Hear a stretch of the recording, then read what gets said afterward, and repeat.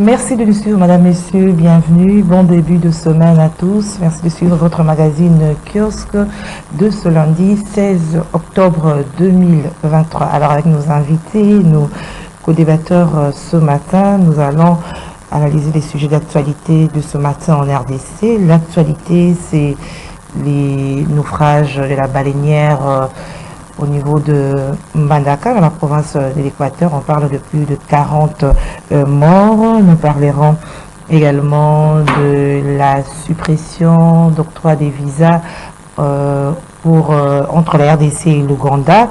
C'était après une commission mixte que la décision a été prise. Analyse et commentaires, c'est avec nos invités. Il y a aussi la délégation de la SADC qui est à Kinshasa depuis la semaine passée, qui rapproche les parties prenantes. La presse parue ce matin parle d'un dialogue en vue. Nous allons parler avec nos invités du côté des opérateurs de services pétroliers. On annonce des mesures de limitation des heures d'ouverture des stations. Ces opérateurs exigent les paiements de leur manque à gagner. Je crois que c'est l'actualité, l'essentiel de l'actualité ce matin, sans oublier, Madame, Monsieur, la situation sécuritaire à l'est de la République démocratique du Congo avec des exploits des Wazalendo, ces jeunes patriotes qui continuent à faire des exploits au niveau de l'Est. Il semblerait qu'ils ont encore occupé Kichanga. Nous allons en parler avec nos invités. Ils sont à deux. Thierry Mukelekele sera face à Joseph Kongolo ce matin. Thierry Mukelekele, bonjour, bon début de semaine. Bonjour madame, bonjour à Joseph, bonjour à nos nombreux téléspectateurs qui suivent la CCTV et qui ont pris même le goût de nous suivre chaque lundi. Chapeau bas à toi parce qu'on te félicite par rapport au débat de lundi et on t'encourage de continuer sur cet élan-là. Je fais toujours un coucou à mes amis et frères de la prison militaire d'Endolo et j'encourage justement les Wazalendo, les Mai Mai, les Kamina Sapu, les Katakatanga, tous ces gens-là qui avaient pris des armes avant et que maintenant nous sollicitons auprès du chef de l'État pour qu'on leur permette d'aider l'État et la nation à recouvrer la paix. Et une bonne nouvelle qu'on doit prendre d'abord avec des réserves, nous allons marcher sur Bunagana dans les heures qui suivent avec les jeunes Wazalendo. J'ai dit qu'on doit prendre... C'est-à-dire notre premier sujet, il est temps de saluer aussi Joseph Kongolo. D'accord. Joseph Kongolo, bonjour. Bonjour madame, bonjour... c'est Thierry Mukelekele, merci. C'est une grâce que je partage quand même le plateau avec lui, c'est la première fois. Ah, c'est la première fois. Oui, effectivement, c'est la première fois. Je salue aussi les téléspectateurs et tous les auditeurs de Ralik qui nous suivent et qui ont l'habitude de fois de nous envoyer leurs critiques, leur point de vue par rapport à nos opinions sur le plateau. Bien, nous sommes là pour répondre à vos questions, madame. Alors, je reviens à Thierry Mukelekele, parce qu'il avait déjà introduit les Wazalendo, les exploits. Ils sont déjà à Kichanga, ils ont récupéré Kichanga. Ils ont récupéré Kichanga, mais le M23 a tenté de reprendre. Il y a un blocus. La petite difficulté, c'est par rapport à la position de l'EAC.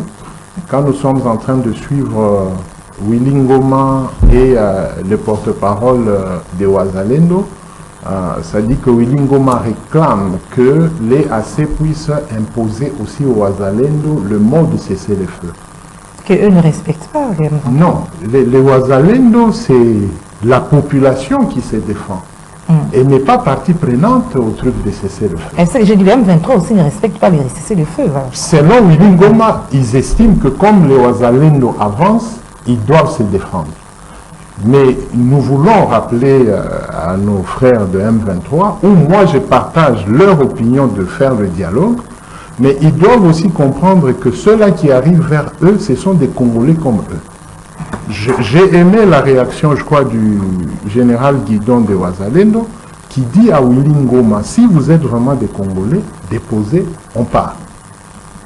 Alors, c'est devenu un problème entre frères et frères. Donc un peu, on a l'impression que le gouvernement doit rester à côté l'EAC à côté, la communauté internationale à côté. C'est-à-dire que les frères se déterminent à dire nous faisons la paix ou je te déloge. Frères, c'est-à-dire, vous parlez de frères M23 et... M23, ils se revendiquent d'être Congolais. Les Ouazalendo leur envoient le message. Quand vous dites que vous êtes des Congolais, déposez les armes. Et nous allons attendre la réaction du gouvernement. Mais si vous ne déposez pas les armes, nous vous ramenons au-delà de la frontière vers l'Ouganda, c'est-à-dire Bunagana, et au-delà de la frontière vers Goma, et nous fermons le mur de la RDC. Voilà. Maintenant, jusqu'à 4 heures du matin, quand nous suivons le comportement et des M23 et des Ouazalendo, les Ouazalendo ont le dessus sur les M23. Et c'est appuyé, vous appuyez? J'appuie. Je vous avais dit depuis un mois sur le plateau que le président devra appuyer la population qui constitue les Ouazalendo. Ceux-là qui trompent le chef de l'État, qui distraient le chef de l'État en disant que ce sont des voyous, ce sont ceci, non. Le président risque d'être pris au dépourvu. Parce qu'une fois que les Ouazalendo entrent dans les heures qui suivent à Bunagana, ils n'ont pas une position étatique. Ils disent toujours au gouvernement que si tout qu'on a Songambele, nous avançons. Mais quitte à vous de nous donner la position, pour nous, l'EAC ne va pas nous arrêter. C'est ce que les Ouazalendo disent. D'ailleurs, l'un des commandants a donné l'ultimatum à l'EAC de 48 heures. Le commandant Ouazalendo. Oui, de donner la position exacte. Est-ce que l'EAC appuie le gouvernement et les FARDC? Si oui, ok, dites au M23 de dégager et vous, l'EAC, vous restez seuls là-bas. Mais EAC, apparemment, il reste sur les accords Nairobi, Luanda, qui... Mais sur terrain, l'EAC aurait tenu des réunions même avec les M23. C'est comme ça que les Ouazalendo ne veulent pas entendre d'un cessez-le-feu. Okay. Oui, on parlera de cessez-le-feu ou d'un probable dialogue quand eux, ils arrivent à Bunagana, ils informent la République que la frontière congolo-ougandaise est sécurisée, la frontière congolo-rwandaise est sécurisée, et maintenant que l'État prenne les dispositions pratiques. Parce qu'ils disent quoi? Nos populations ne peuvent pas rater s'il y aurait élection le 20 décembre. C'est ça l'objectif. Oui, eux, ils doivent nettoyer la zone et que la CENI descende, ils sécurisent la CENI, ils sécurisent tout.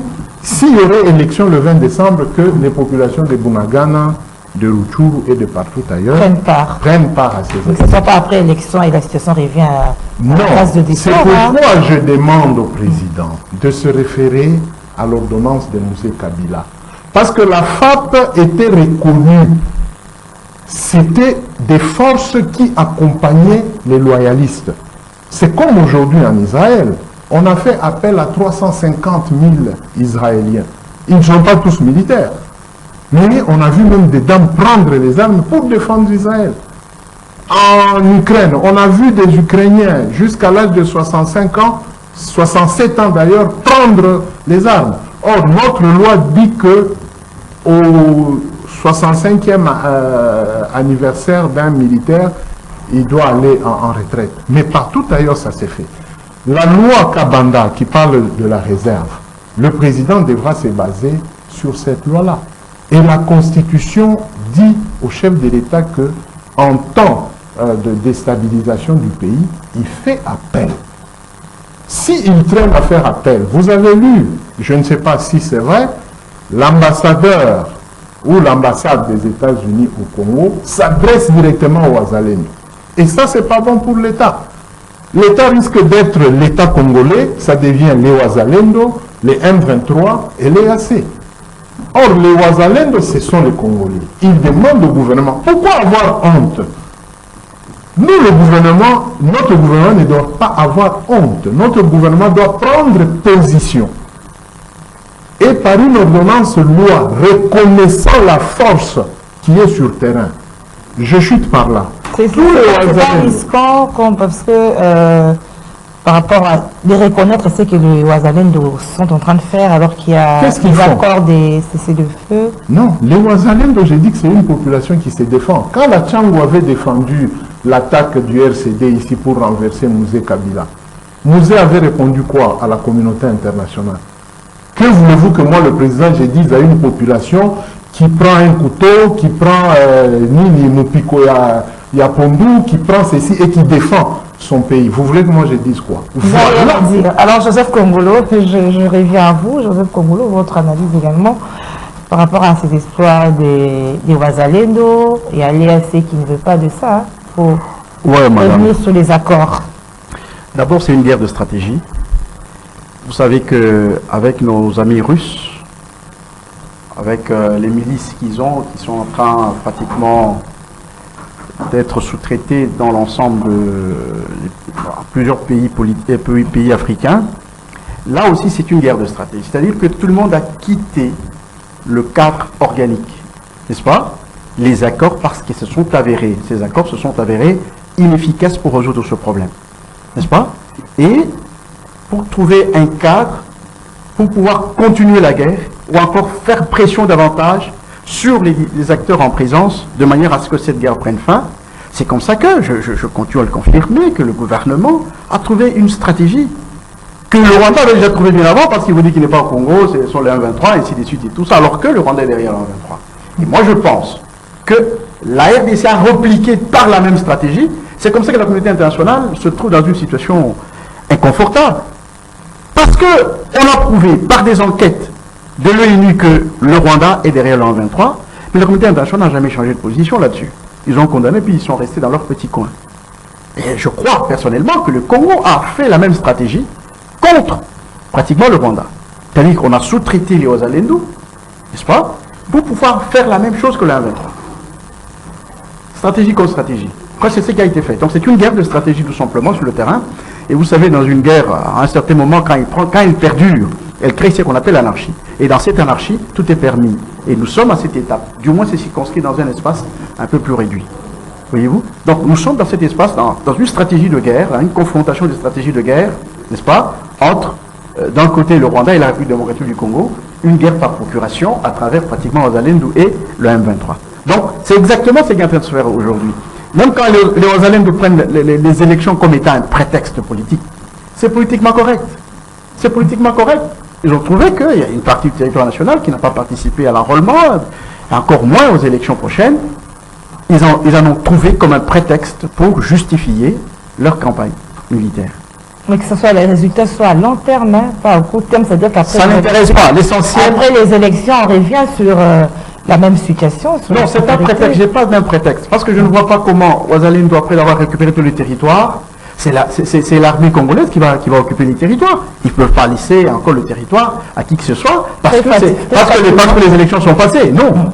C'est pas une stratégie de guerre. C'est-à-dire que là où les Wazalendo occupent, ils ne peuvent plus libérer ça au profit de l'EAC ou je ne sais pas de quelque autre force en dehors de l'armée congolaise. Ah bon, ça sera facile, il n'y aura pas des... C'est ça une guerre, madame. Des réclamations... Madame, la guerre, elle est comme ça. La guerre, c'est une suite des points d'interrogation. Il n'y a pas de facilité dans une guerre. Il n'y a pas de facilité. C'est ça la guerre. Ils se confrontent sur le terrain. Et bien, c'est comme ça. Donc, je considère tout simplement que la communauté internationale est restée inactive pratiquement devant l'évolution de la situation, devant tous ces morts, devant la population, toutes les souffrances infligées à la population. Je crois qu'on a trouvé une contre-stratégie militaire qui est aussi efficace. Je crois qu'elle va pousser la communauté internationale à jouer autrement pour que cette guerre prenne fin le plus tôt possible. Dans le cas contraire, on va utiliser la force. Madame, faites la liaison des choses. Le président de la République va aux États-Unis, n'est-ce pas? Et immédiatement après, le ministre des Affaires étrangères et le ministre de la Défense se réunissent pour lancer un ultimatum, n'est-ce pas? Un ultimatum au M23. Voyez-vous? Quelques temps plus tard, ce sont les Wazalendo qui se mettent en action. Je crois qu'il y a une logique. Il y a une logique. Il y a une logique. Il n'y a pas moyen de réfléchir autrement que ça. Il y a une logique. Et c'est pendant ce temps, juste après l'intervention du chef de l'État sur la tribune des Nations Unies, la France, l'Angleterre et même les États-Unis qui étaient derrière le Rwanda, ils ont vomi le Rwanda presque. Parce qu'ils ont entrevu même des sanctions contre le Rwanda et ainsi de suite et tout ça. Donc on comprend très vite que le voyage du chef de l'État aux États-Unis a essayé un peu de débloquer certains blocages, certains remparts qui empêchaient effectivement que cette guerre prenne fin dans le temps. Voyez-vous? Et tout de suite, quand je fais cette liaison des faits, on trouve qu'il y a une logique. Il y a une logique. Donc le gouvernement a pris une autre position, c'est celle de faire la guerre, n'est-ce pas, par Rosalind. Il était à bout de sa patience, le gouvernement. Pardon? À bout de patience. Absolument, c'est vraiment à bout de patience. On a compris, c'est avec la force que la communauté peut se mettre en branle. Et là, je pense que très vite, vous allez voir qu'ils vont vite intervenir. Donc, nous disons bien que le président de la République, comme c'est un terrain de guerre, eh ben, parfois que les moyens sont bons, 2 fois, malheureusement. Vous l'avez d'ailleurs prévenu, à la tribune des Nations Unies. Effectivement, c'est ce que je dis. Donc, il y a une logique, donc il n'y a pas à se poser mille et une questions. Les Wazalendou, ce sont des forces d'autodéfense, certes, mais ici, en tout cas, je pense, moi, qu'ils sont sous-traités aussi par le gouvernement.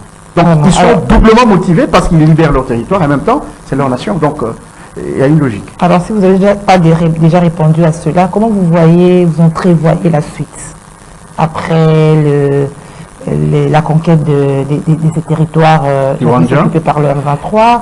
Comment vous entrevoyez la suite? Madame, la suite est claire. Vous savez, nous, la suite, on ne l'entrevoit pas seulement à partir des conquêtes faites par Rosalind.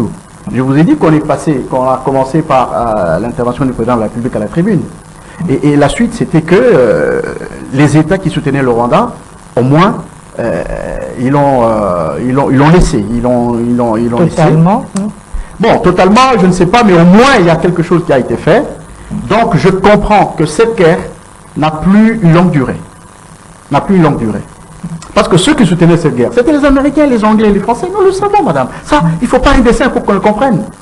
Et tout de suite, ils ont rejeté le Rwanda, ils ont arrêté leur soutien au Rwanda, et Ouazalendou s'est mis en branle.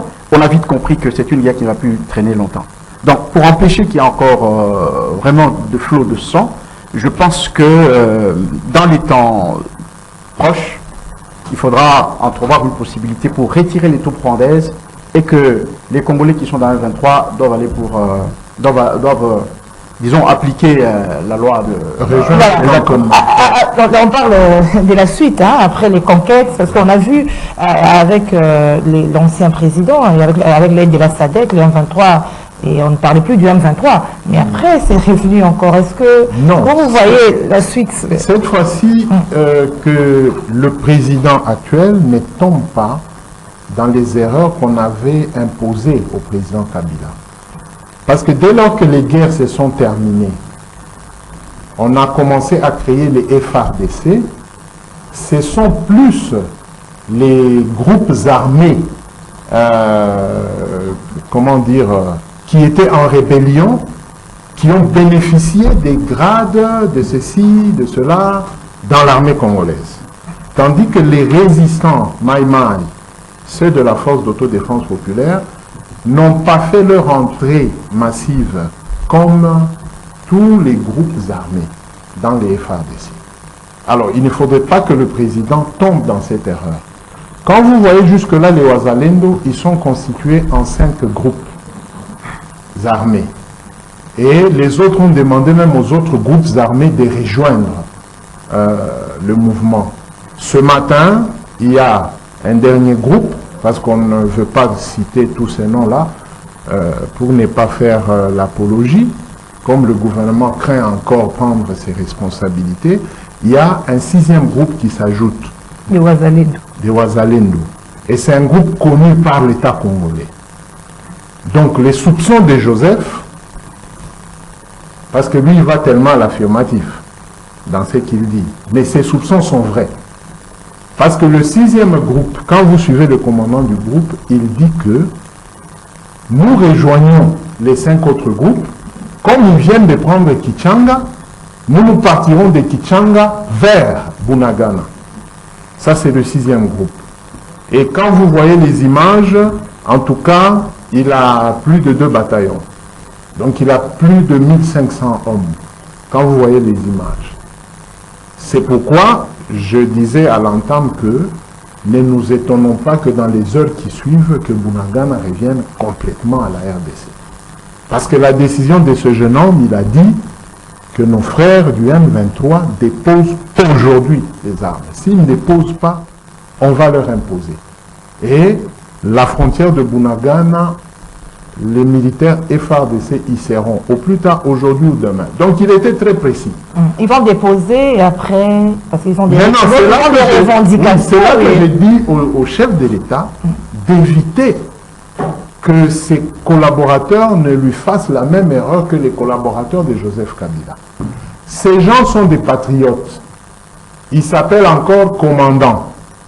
Il y a d'autres qui se disent déjà généraux. Mais normalement, ce genre de groupe, il n'y a pas trop de chefs. Il n'y a qu'un commandant.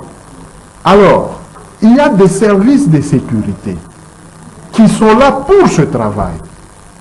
Si la logique de Joseph est dans les hypothèses, ça dit que les services de sécurité doivent établir des contacts avec tous ces commandants pour qu'on puisse les contenir après la victoire de Bunagana. Et que l'État congolais ait la main sur jusque-là ces 6 commandants. Afin d'éviter votre crainte, là, parce que ta question, c'est une question où il y a une crainte. Après, quand ils termineront, qu'est-ce qu'ils deviendront? Seront-ils cantonnés? J'ai des conseils au chef de l'État. Ce sont des militaires aguerris qui sont en train de faire leurs preuves. Si on fait comme on l'avait fait avec la force d'autodéfense populaire, votre crainte sera réalisable dans les mois à venir. On ne peut pas désarmer des gens qui ont fait la guerre. Les M23, là vous parlez de... Non, je parle de Ouazalendo. Okay. Parce que d'habitude, on dit quoi? Avec les Bakatakatanga qu'on avait donnés au gouvernement, au lieu de les réinsérer dans l'armée, on a fait semblant de les réinsérer dans la société, on a pris l'argent, on a tout bouffé. Maintenant, une année après, ces mêmes gens-là reprennent les armes pour déranger encore la province. C'est ce qu'il faut éviter avec les Ouazalendo. Donc il faut les orienter. Comme il y a la loi sous la réserve, on verra ceux-là qui sont entre 18 et 25 ans, réellement on les oriente dans l'armée et ils vont au recyclage parce qu'ils ont déjà une formation paramilitaire et on leur donne la discipline militaire, on avance. Si on veut tromper la population armée, nous allons retourner dans le même cycle après 3 mois, 6 mois. Donc l'État doit prendre ses responsabilités. Et j'insiste parce que, je le cite, le général Guidon qui fait des preuves encore dans le VDP, les volontaires pour la défense de la patrie, son frère est à Ndolo, Bouira est à Ndolo, Bouira a aidé le gouvernement à enrayer l'avancée des rebelles. Mais on ne sait pas par quel mécanisme Bouira s'est retrouvé devant un tribunal militaire. Que le président récupère ce Bouira pour renforcer Guidon et tous les autres. Voilà ce que nous nous demandons. Après étude faite sur les mouvements et les groupes armés dans la prison d'Indolo où j'ai vécu 29 mois, je précise et je demande insistamment au chef de l'État de voir le cas d'Indolo. Voilà. Il aura du bon résultat. Voilà. Alors, les revendications, c'est aussi du côté du 1-23, parce qu'il y a Mukeleke qui appuie le dialogue avec ce groupe. Il faut parler. Est-ce que vous êtes David? Non, moi je ne suis pas d'avis d'établir un dialogue avec les gens du 1-23. Ils ont eu toutes les possibilités de pouvoir établir ce dialogue, ils ne l'ont pas voulu. Ils ont été sous-traités. Ils sont considérés comme des traîtres, en fait, parce qu'ils sont sous-traités par un État étranger qui attaque la République par eux. Voyez-vous? C'est ça la trahison. Parce qu'en fait, si vous ne savez pas condamner, demain, ce sera encore un autre groupe qui va aller se faire sous-traiter par les étrangers.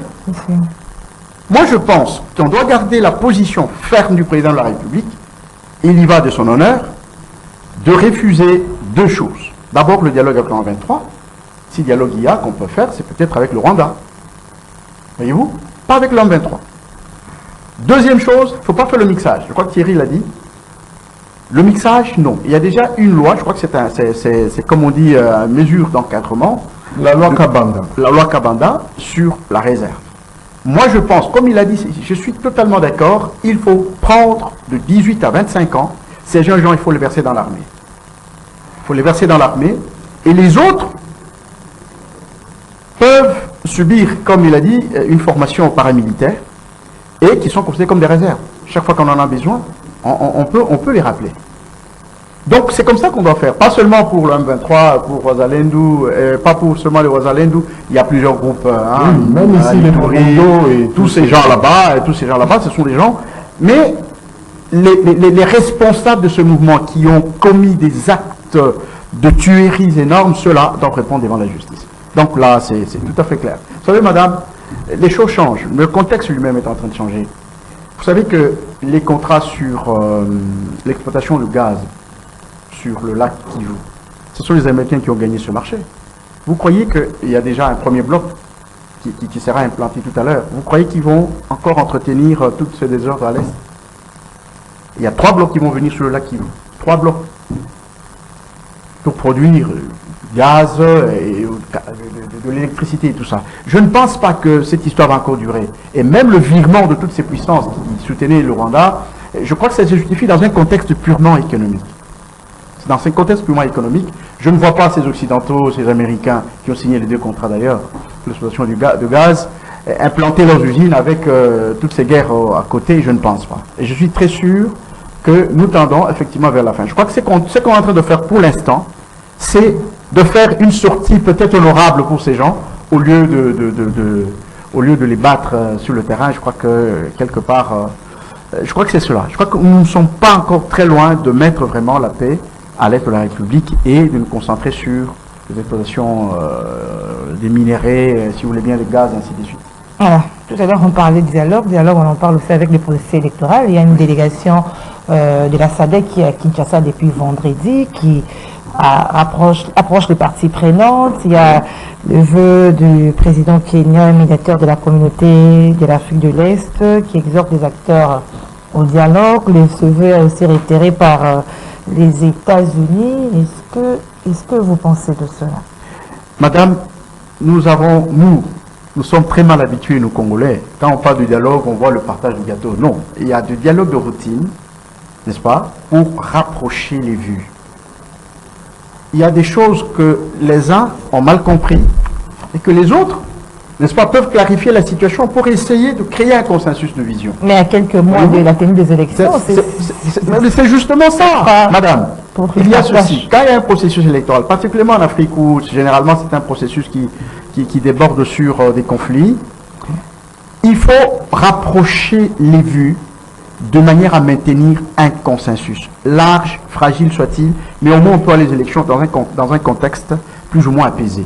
C'est ça l'objectif de dialogue. Ce n'est pas forcément le partage de gâteau. C'est ce que les gens...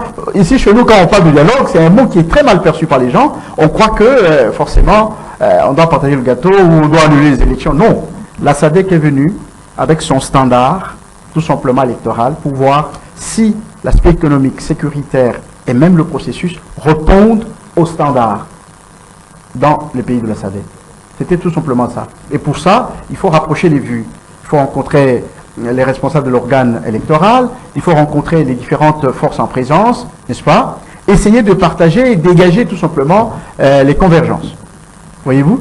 Dégager les convergences. Alors si ces convergences, majoritairement, il y a un consensus autour, on peut aller aux élections. On n'a pas besoin d'une unanimité et dire que tout le monde doit accepter que le processus est bon. Ça n'existera jamais. Ça n'existera jamais. Donc on rapproche les vues de manière à construire tout simplement un consensus plus ou moins large et apaisé, tout simplement avant d'aller aux élections. Donc il n'y a pas un dialogue comme les gens le pensent, on va annuler les élections à la date, et puis on fait une transition. Vous voyez, nous réfléchissons déjà dans un mécanisme un peu fatal. Non, c'est pas ça la chose. Je crois que on rapproche les visions, on voudrait tout simplement comparer les standards de la SADC, n'est-ce pas, pour aller aux élections. Est-ce que les élections peuvent avoir lieu? Ça, c'est selon eux, selon les standards de la SADC. Voyez-vous? Parce qu'ils n'ont pas un pouvoir personnellement d'empêcher que les élections se passent le 20 décembre. Mais rapprocher ce point de vue, on devait le faire depuis longtemps parce que non, l'opposition avait que madame, il n'y avait pas... Non, c'est-à-dire quoi? Le Congo est un État indépendant, n'est-ce pas? Et que plus le processus avance, les populations peuvent se mettre ensemble eux-mêmes et prendre des décisions. C'est quand on approche maintenant les élections, on trouve qu'il y a des convergences ou des divergences, n'est-ce pas? Des divergences qui risquent de freiner, de bloquer le processus ou, si vous voulez, ramener au conflit. En ce moment-là, ils interviennent. Ils doivent laisser aux Congolais, de fois, de gérer parfois leur... Ça ne va pas conflit. perturber par rapport au timing, par rapport au temps? Ils ne vous imposent rien. Ils ne vous imposent rien.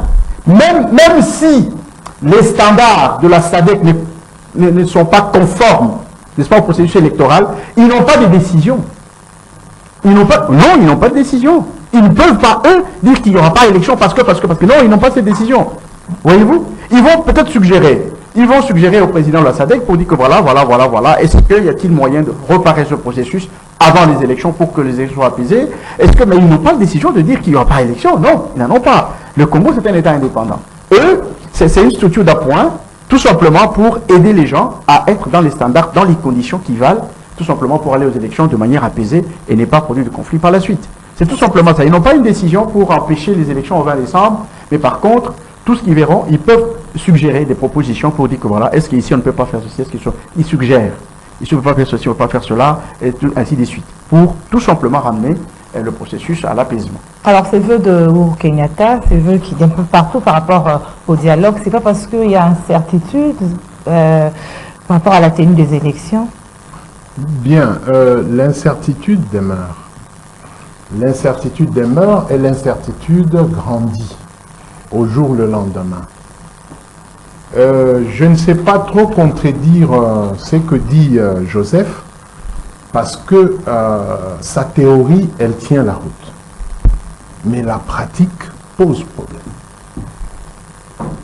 Tel qu'il a présenté la délégation qui est arrivée, réellement, elle n'a pas une décision d'autorité à prendre sur le processus électoral en RDC. Mais quand elle vient pour que les angles soient réduits afin que les politiques arrivent à se mettre d'accord, c'est dans ce que j'ai dit. Il y a déjà, nous sommes à la 5e semaine, et je me répète, techniquement, des Nicadima où la CENI ne rassure plus. Nous sommes, je crois, le 16 octobre aujourd'hui. Ça fait déjà plus d'un mois qu'on devait avoir le matériel sur le terrain. Quand vous suivez Mme Bintou Keïta, elle vous dit que elle a essayé de parler avec le gouvernement pour voir si il y aurait déploiement. Mais le déploiement ne se ferait que dans les territoires où la mission des Nations Unies se retrouve. Or, si vous voyez les territoires, c'est à peu près dans presque 2 provinces, et n'est pas dans plus de 5-6 territoires. Donc, elle ne saura pas aider la CENI dans les autres territoires tels que vers le Maniema, où, à part l'Ituri de ce côté, même la MONUSCO ne saura pas nous aider comme dans les autres élections où, avec ses hélicoptères, elle nous a aidé à déployer le matériel partout en République démocratique du Congo. Donc la MONUSCO n'est pas dans la logique de nous aider sur l'étendue du territoire national. La SADC qui arrive aux autres élections, la SADC est intervenue avec des Hiroshima pour déployer dans la partie est du Congo. Il y a eu des rotations, mais la SADC ne nous dit pas que je viens avec tel matériel pour vous accompagner dans le processus électoral. Au niveau de l'Afrique centrale, comment on appelle CEAC, ils ne nous disent pas aussi comment eux préparent les élections en République démocratique du Congo. Donc sur le plan technique, nous avons un sérieux problème. Et quand vous lisez le document de Daniel Mulunda en 2013, oui. Daniel Mulunda rappelle au gouvernement que, attention, si d'ici le mois d'avril 2013, nous ne déclenchons pas le processus, c'est-à-dire les élections, après les élections provinciales, les élections municipales et autres, nous risquerons de compromettre tout le cycle avec risque de ne pas avoir les élections en 2016. Mais qu'est-ce qu'on avait préféré? On a convaincu le président d'alors, Joseph Kabila, pour écarter Mulunda. Et dès lors qu'on a écarté Murunda, c'est pas la prophétie parce que c'est technique, les documents existent, on n'a pas fait les élections à bonne date, le 20 décembre 2016. Alors vous voyez déjà ce dialogue. Nous sommes dans le même handicap. Parce qu'en 2017, les élections sont tributaires d'un consensus à la Senko. Et après la Senko, nous ne sommes pas rentrés dans l'ordre constitutionnel qui nous demande à faire les élections. Et il y a eu un accord qui n'a pas été, qui sera ou qui n'a jamais été, et puis nous sommes encore bloqués. C'est-à-dire quoi, nous nous retrouvons dans la même situation. Nous nous retrouvons dans la situation d'avant 2016, le 20 décembre Et 2016. ce dialogue que d'aucuns évoquent, c'est pour partager les dialogues et les bientôt transition. Joseph a bien, pas défini, il a bien évalué que le dialogue, ce n'est pas la nécessité d'un partage de gâteaux. Mais dans notre style congolais, nous chutons par ça. Sauf que maintenant, il faut être prudent pour ne pas faire comme les autres dialogues. Ce qui veut dire, si jamais on se retrouve à la table et que tout le monde n'a pas envie de Denis Kadima, de la Cour constitutionnelle, de ceci, de cela, ça dit que les prochains animateurs, dans la transition que les politiques vont décider, il faudrait qu'il y ait une clause que vous n'allez pas participer au quinquennat prochain. C'est-à-dire que vous prenez l'année ou les 2 ans de transition et vous ne reviendrez que 5 ans plus tard. Okay. Parce que qu'est-ce qui s'est passé? Les autres qui ont assisté au dialogue de Saint-Sylvestre sont devenus majorité présidentielle et plus tard FCC. Aujourd'hui, les autres qui ont participé à l'accord Kabila Tshisekedi ou non à l'accord sont devenus union sacrée. Ça dit que c'est de la routine. Nous devons stopper un moment cette routine-là. C'est pourquoi les gens qui craignent ce que Joseph dit, ces gens-là ont un peu raison, que ces gens-là viendront encore pour se partager le pouvoir. C'est cette routine-là, cette mauvaise habitude qui tient à revenir. Je suis par la SADC. La SADC, dans leur équaliseur, les indicateurs sécuritaires ne sont pas meilleurs pour aller à la date du 20 décembre 2025. Ils ne peuvent pas le dire directement. Ok. Alors on parle de la suppression des droits d'entrée pour l'octroi des visas parmi les résolutions de la 8e, droit des visas Ouganda, RDC. C'est l'une des résolutions de la 8e grande commission mixte. Comment est-ce que vous analysez cette décision? Bien, avant d'abord d'arriver à cela, je voudrais revenir un peu sur ce que Thierry vient de dire tout à l'heure. Je pense que nous sommes à un moment où il faut réaliser cette rupture. La rupture de notre routine politique, notre routine électorale, c'est le moment qu'il faut arriver. Mais pour rompre ça, il faut le faire d'une manière qui rassure, tout simplement. Qui rassure parce que, ou sinon, on n'arrêtera pas ça, on n'arrêtera pas ces prolongations de mandat, on n'arrêtera pas. Mais on ne le fera pas peut-être dans des conditions qui conviennent, n'est-ce pas? Moi, je crois qu'il faut faire les élections à la date pour rompre d'abord avec cette mauvaise habitude de glissement. Il faut le faire. Mais alors, il faut créer un minimum de consensus. Vous savez, en politique, madame, on n'a pas besoin de ces consensus religieux ou l'unanimité qui frôle l'unanimité. On a besoin d'un minimum de consensus. Tout simplement, de donner les garanties qu'on voudrait arrêter ce processus et revenir au mandat de 5 ans, comme la Constitution le dit. Ou dans le cas contraire, on change la Constitution, tout simplement. On met à 7 ans. Parce qu'on ne va pas continuer à marcher au-delà de la Constitution. Ça veut dire que soit c'est la Constitution qui ne répond pas aux circonstances politiques de la République démocratique du Congo, ou ce sont les circonstances qui n'ont pas leur recours dans la Constitution. Alors dans ce cas, l'un ou l'autre. Ou on modifie la Constitution, ou carrément on revient, n'est-ce pas, ce que la Constitution lui dit. Moi je crois qu'il faut prendre tous les risques possibles, mesurés, pour pouvoir arrêter cette mauvaise routine et peut-être avancer autrement. Pour revenir au visa, je vous disais tout à l'heure que les grandes puissances de l'Occident qui ont compris aujourd'hui que l'Afrique centrale est une pièce maîtresse de la puissance mondiale, et en particulier le Congo. N'est-ce pas? Sur tous les plans, que ce soit dans le sol, sous-sol, environnement et tout ça, le Congo c'est une pièce maîtresse. Pour maintenir leur hégémonie sur l'ensemble de la planète, il faut jouer avec le Congo, et ils ont élargi au niveau de l'Afrique centrale. La gratuité de visa, ce que vous voulez là-bas, ça commence avec l'Ouganda, la Tanzanie, le Kenya, et aujourd'hui c'est l'Ouganda. Zimbabwe aussi. Le Zimbabwe. Tous ces États ont déjà compris que le paradigme de la communauté internationale, le paradigme politique, le paradigme économique international ont changé. Et il faut jouer avec.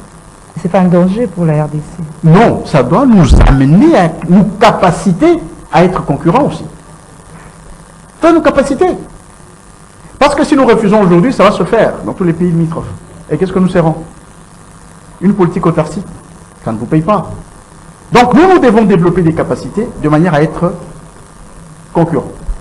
À poser une concurrence aux autres, sur le plan économique, sur le plan diplomatique, sur tous les plans. Nous devons, ça doit nous capaciter, ça doit nous donner, nous, des nouvelles capacités à pouvoir être compétitifs. Et ça, on doit le faire, madame.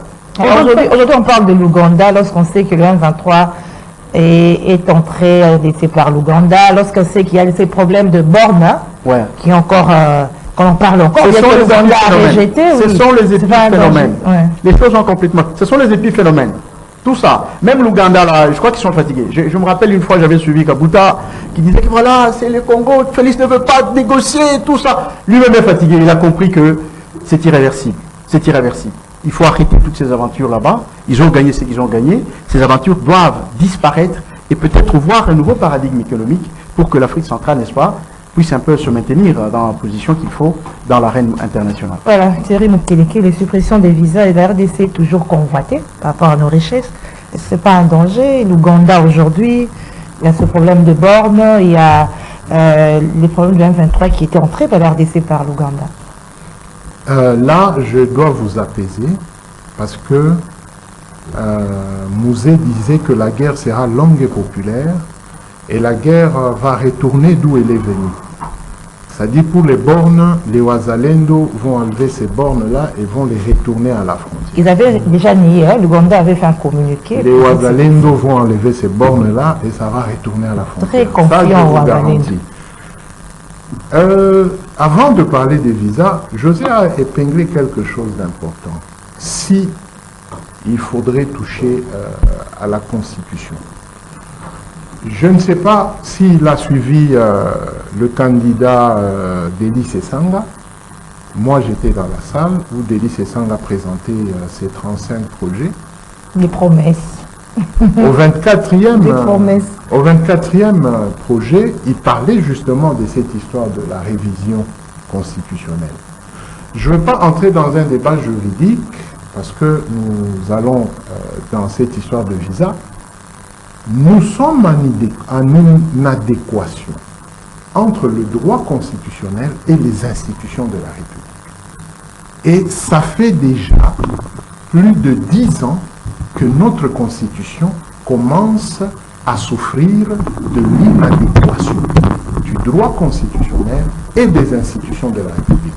Ce qui veut dire, si nous restons dans la logique et les quelques craintes émises par Joseph, Délice Essanga semblerait avoir raison.